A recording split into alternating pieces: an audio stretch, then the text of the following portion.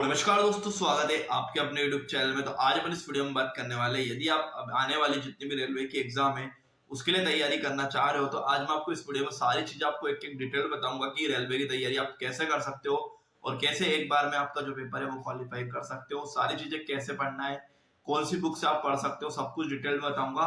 उससे पहले जो लोग चैनल पर नहीं आए, चैनल को सब्सक्राइब कर लीजिए और बेल आइकन को प्रेस कर लिए ताकि आपको लेटेस्ट अपडेट्स और ऐसी जानकारियां मिलती रहेगी। चलिए आज पढ़ें शुरू करते हैं। तो आज अपन इस वीडियो में बात करने वाले हैं रेलवे के जो कैलेंडर अपडेट हुआ है उस कैलेंडर के अकॉर्डिंग आपकी जो वैकेंसीज निकल रही है, जैसे असिस्टेंट लोको पायलट हुआ, टेक्नीशियन हुआ। अब टेक्नीशियन के बाद आने वाली आपकी टीटी और आपकी एनटीपीसी की जो अच्छी बम्पर भर्ती आने वाली है, उसके लिए आपको कैसे प्रिपेयर करना है वो आज इस डिटेल में इस वीडियो में बात करेंगे। तो रेलवे की यदि एग्जाम की तैयारी कर रहे हो तो सबसे पहले आपके जो कोर सब्जेक्ट है वो आपको पता रहना चाहिए, कौन कौन से सब्जेक्ट आपको पढ़ने हैं ये आपको पता रहना चाहिए। सबसे पहले हर एग्जाम के लिए कॉमन होते हैं वो होते हैं आपके मैथ्स और रीजनिंग। मैथ्स और रीजनिंग आपको जो है आपको करनी पड़ती है। उसके साथ आपका जनरल साइंस होता है। जनरल साइंस के बाद आपको थोड़ा सा करंट अफेयर, और करंट अफेयर के बाद जीएस आपको पढ़ना पड़ेगा यदि आपको रेलवे के एग्जाम के लिए पढ़ रहे हो तो सबसे पहले आप जो कॉमन सब्जेक्ट होते हैं उनकी बात कर लेते हैं, मैथ्स और रीजनिंग की। मैथ्स और रीजनिंग यदि आप अभी तक शुरू नहीं करें तो मैथ्स और रीजनिंग आपको पढ़ना अभी से ही शुरू कर देना चाहिए, क्योंकि आप जो एसएससी लेवल का मैथ्स रीजनिंग होता है वो आप करके चलो अभी से ही, तो आपको वहां पे जाके कुछ भी ऐसा टफ नहीं लगने वाला है एकदम।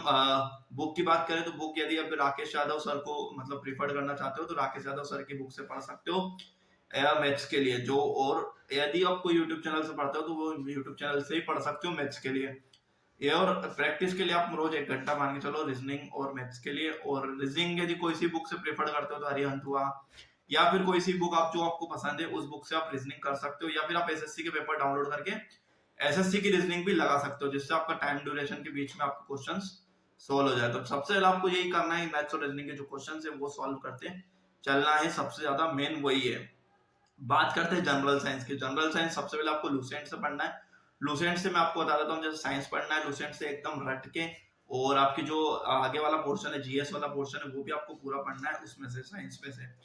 फिर बात करते हैं तो यदि आप जनरल साइंस पढ़ रहे हो तो जनरल साइंस में आपको एनसीईआरटी आपको पढ़ लेनी है, क्योंकि एनसीईआरटी से एक क्वेश्चन आपका बन जाता है रेलवे में। 6th to 10th की आप एनसीईआरटी पढ़ सकते हो साइंस की, जिसमें आपका ऐसा है कि कोई सा भी क्वेश्चन नहीं छूटेगा, तो आप एनसीईआरटी से कवर कर सकते हो। 9 to 10 मतलब 6 to 10 तक की एनसीईआरटी आप पढ़ सकते हो साइंस के लिए।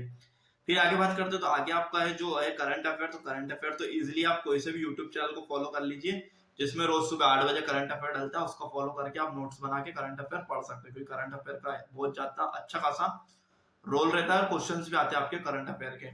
करंट अफेयर की बात करो तो जीएस में, तो जीएस में सबसे पहले आपको लूसेंट तो पढ़नी है। लूसेंट के साथ साथ भी आपको जैसे पॉलिटी वॉलिटी हुआ तो लक्ष्मीकांत में से थोड़ा थोड़ा जो मेन टॉपिक है वो आपको उसमें से पढ़ लेने हैं, क्योंकि क्वेश्चन कुछ भी आ सकता है। तो आपको जनरल साइंस, जनरल अवेयरनेस जो होता है ये आपको बहुत अच्छे से पढ़ना है। और आपको जैसे स्पीडी आती है कि स्पीडी में आपको पढ़ना है, क्योंकि स्पीडी से भी डायरेक्टली क्वेश्चन पूछ लिए जाते हैं कि कौन किसका एमडी है, या फिर कोई जो भी पहला है कौन आखिरी है, ये भी स्पीडी में डायरेक्टली आपको सब मिल जाता है। तो स्पीडी आप अभी भी पढ़ सकते हो। लगभग आपके अंदर देखा जाए तो कम से कम 4 से 6 महीने का समय यदि आप अभी से भी शुरू करते हो तो आराम से कर लोगे आप। तो ये आपके जो कोर सब्जेक्ट होते हैं ये आपको पढ़ने पड़ेंगे अच्छे से, और इसके हिसाब से जब तैयारी करते हो डेली 1-1 घंटे तो आपकी तैयारी बहुत अच्छे से हो जाएगी। और एसएससी के पेपर आपको डाउनलोड करके एसएससी के पेपर आपको लगा लेने हैं, ताकि उससे आपको ऐसा टफ नहीं लगेगा, जिससे आपको ये लगे कि आपकी प्रैक्टिस बहुत अच्छे से हो रही है। और कोई भी जैसे पेपर होते हैं तो पेपर आप लगा लो किसी भी चीज के, मैथ्स रीजनिंग के लिए, फिर जनरल साइंस के लिए आप लगा लो। और कुछ यूट्यूब चैनल होते हैं जिसपे आपको फ्री में क्लासेस चलती है करंट अफेयर की, उनको आप फॉलो करते हुए चलिएगा तो आपको बहुत सारा जो है रेलवे में एक बार में आप जो है पेपर क्रैक कर लोगे। तो कुछ इस प्रकार से आप पढ़ना शुरू करते हो इन सब्जेक्ट को तो आपकी तैयारी बहुत अच्छे से हो जाएगी, और साथ में आपका जो पेपर है वो पेपर भी निकलने के चांसेस बहुत अच्छे हो जाएंगे।